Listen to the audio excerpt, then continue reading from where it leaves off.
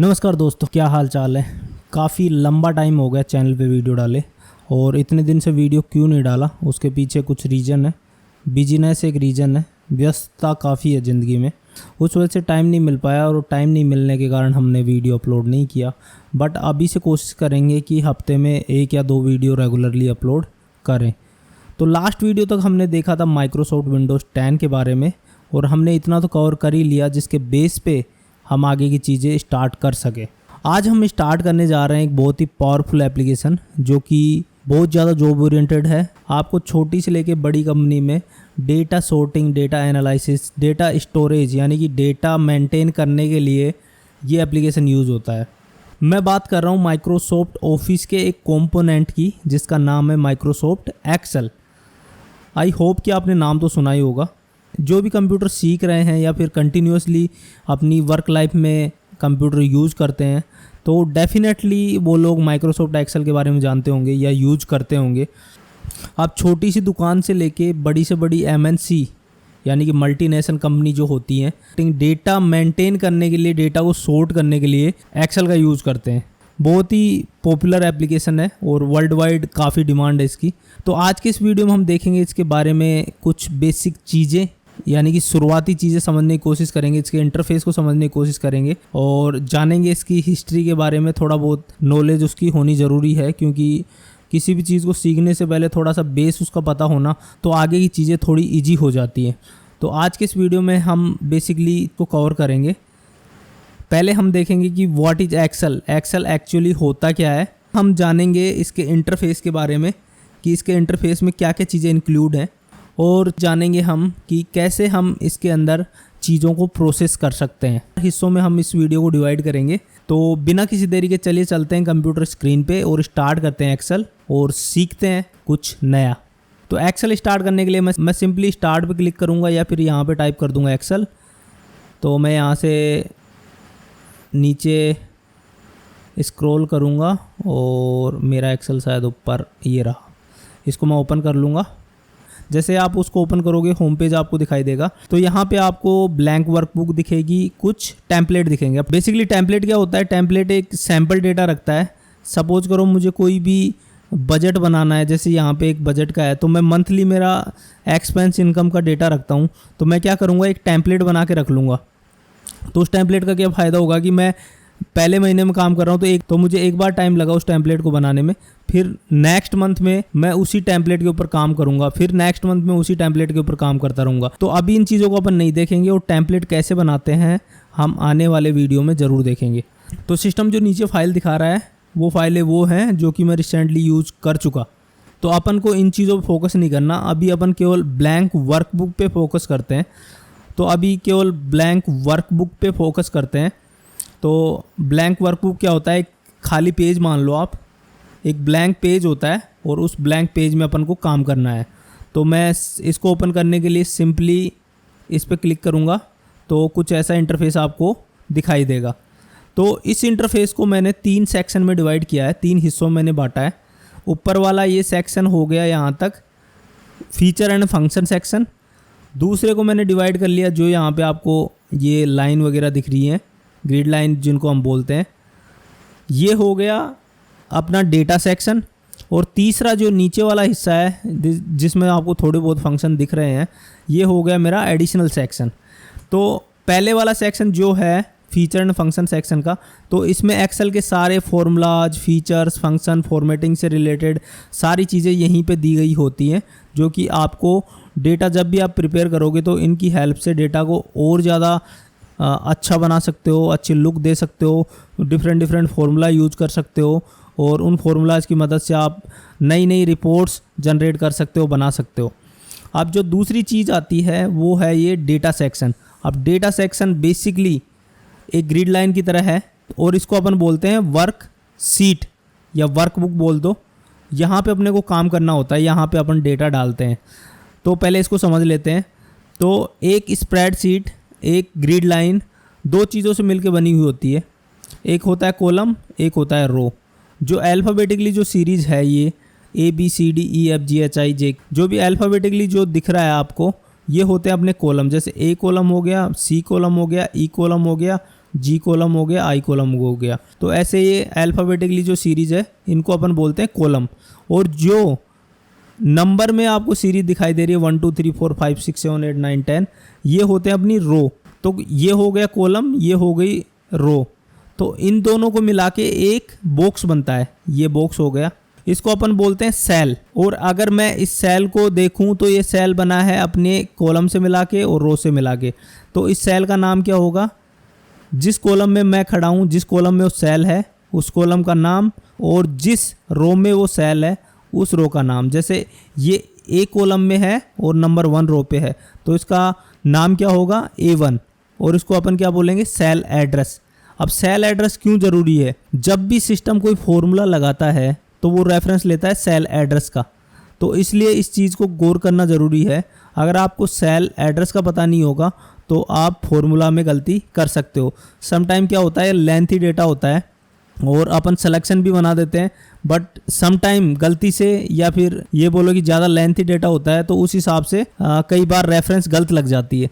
तो उस केस में आप याद रखो कि हमेशा या तो आप यहाँ गौर करें या फिर कॉलम का और रो का जो एड्रेस है, यानी कि जो भी नंबर है उनका नंबर है अल्फ़ाबेटिकली जो भी सीरीज़ है उस सीरीज़ को गौर करें, वो ही आपका सेल एड्रेस होगा। अब जैसे मैं एक एग्जांपल आपको बताता हूँ, वैसे तो फॉर्मूला अपन बाद में देखेंगे। मैं एक सिंपल सा फॉर्मूला लगा के यहाँ पे आपको दिखाता हूँ, इक्वल्स टू सम। तो मैंने फॉर्मूला लगाया। अब मैं चाहता हूँ कि ए कॉलम में जो संख्या है उसका और इस कॉलम में जो संख्या है उसका।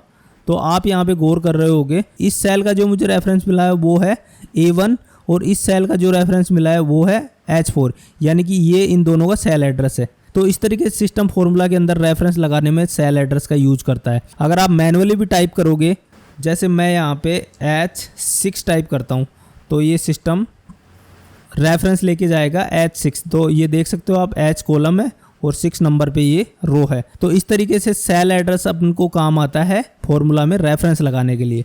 तो इस चीज़ को गौर करें, इस चीज़ को ध्यान रखें, काफ़ी काम आएगा। ये तो हो गया अपना सेल से रिलेटेड। अब नेक्स्ट जो चीज़ देखनी है अपन को, वो गौर करनी है कि एक वर्कशीट में कितने कॉलम और कितने रो होते हैं। तो उसको चेक करने के लिए मैंने सारा सेलेक्ट कर लिया। अब यहाँ पे आप जो देख रहे हो नंबर, तो 1 मिलियन यानी कि 10 लाख है, 10 लाख से ऊपर है, 10,48,576, 10,48,576 आर यानी कि रो। इसके अंदर 10,48,576 तो आपको रो मिलती हैं एक वर्कशीट के अंदर, और 16,384 16384 आपको कॉलम मिलेंगे, जो कि मोर देन सफिशिएंट है। आपके पास कितना बड़ा डेटा हो, आई डोंट थिंक कि ये वर्कशीट कभी कम पड़ेगी। हाँ, हो सकता है कुछ केस में कम पड़ जाए, तो उसके लिए आप दूसरी वर्कशीट ऐड कर सकते हो। तो दूसरी वर्कशीट ऐड करने के लिए आप क्या करोगे, यहाँ पे प्लस प्लस आइकन पे क्लिक करते जाओ, तो आपका जितना मन करे उतनी वर्कशीट यहाँ पे ऐड करो। अब इसका एग्जैक्ट नंबर क्या है वो मेरे को पता नहीं, तो मुझे पता चलेगा, अगर कोई नंबर होगा तो मैं आने वाले वीडियो में ज़रूर आपको बताऊँगा। ये जो नंबर है, ये नंबर माइक्रोसॉफ्ट ने इंक्रीज किया था 2007 वर्जन के साथ में। पहले जो 2003 वर्जन तक इसमें जो रो थी वो थी 65,000, कॉलम थे इसके अंदर केवल 255। तो अगर आज के लिहाज से मैं बात करूं तो ये संख्या बहुत सारे डेटा में कम पड़ जाएगी। अगर मैं मेरी बात करूं तो जो अभी का जो लिमिट है 10 लाख रो का, वो भी मैं क्रॉस कर चुका 2 बार, क्योंकि डेटा इतना था तो मुझे दूसरी वर्कशीट पे जाके काम करना पड़ा। तो हाँ, वर्कशीट और फाइल दोनों अलग अलग होती हैं। तो फाइल तो क्या होती है कि जैसे पूरी मेरी फाइल है, ये पूरी एक्सेल फाइल है, और जो वर्कशीट है वो वर्कशीट ये है। अब एक एक्सेल फाइल के अंदर मैं मल्टीपल वर्कशीट बना सकता हूँ, काम कर सकता हूँ। तो ये चीज़ भी गौर करने की है। अब आते हैं अपन एडिशनल वाले सेक्शन पे। एडिशनल वाले सेक्शन में अपन ने ये चीज़ तो देख ही ली कि ये वर्कशीट ऐड करने के लिए है। आप जितनी चाहे वर्कशीट ऐड कर लो, नंबर जो, अगर कोई लिमिटेशन होगी तो आने वाले वीडियो में आपको बताऊंगा। मैंने जितनी ऐड की, मुझे तो अभी तक कोई लिमिट किया नहीं गया, बट मैंने ज़्यादा से ज़्यादा 20 से 30 वर्कशीट ऐड की होंगी। तो जो भी लिमिट होगी अगर इसकी, तो आने वाले वीडियो में आपको ज़रूर बताऊँगा। तो यहाँ से आप वर्कशीट ऐड कर सकते हो। इनका नाम रीनेम करने के लिए आप सिंपली डबल क्लिक करो और कोई भी नाम दे दो, एज पर योर कन्वीनियंस आप कोई भी नाम दे दो। अब आगे आते हैं तो ये स्क्रॉल बार है। अगर आपका डेटा कभी कॉलम में ज़्यादा होता है तो आप स्क्रॉल करके उस डेटा को देख सकते हो। ऐसे ही रो में डेटा ज़्यादा हो तो रो को स्क्रॉल करके इससे देख सकते हो। अब जो ये वाला सेक्शन है ये है जूम इन जूम आउट का, जो कि बेसिकली हर एप्लीकेशन में आपको देखने को मिल जाता है। और ये जो 3 आइकन दिख रहे हैं ये अपन और किसी वीडियो में कवर करेंगे क्योंकि ये थोड़ा लंबा हो जाएगा वीडियो। ये 2 तो होते हैं प्रिंट के लिए, कोई भी पेज आप प्रिंट करते हो तो उसके लिए आपको ये हेल्पफुल होते हैं। और ये होता है व्यू का, तो ये नॉर्मल व्यू है, यानी कि पूरी पूरी स्प्रेडशीट आपको एज इट इज दिख रही है। अब नेक्स्ट पे अगर आप जाओगे तो पेज लेआउट होगा, यानी कि पेज में आपको दिखेगी। नेक्स्ट पे जाओगे तो आपको केवल जो प्रिंटेड डेटा होगा ना, जो भी आपने टाइप किया होगा, जैसे मैं यहाँ पे टाइप करूँगा तो ये टाइप किया हुआ डेटा ही आपको विजिबल होगा, तो इसी डेटा को सिस्टम प्रिंट करेगा। तो ये दोनों प्रिंटिंग के लिए होते हैं यूज। इसका मैं बाद में एक सेपरेट वीडियो बना दूंगा तो अच्छे से एक्सप्लेन हो जाएगा। और ये नॉर्मल जो होता है इसके अंदर आपको पूरी पूरी वर्कशीट दिखाई देती है। तो किसी भी वर्कशीट पे काम करने के बाद में अपन को वो वर्कशीट सेव करनी होती है।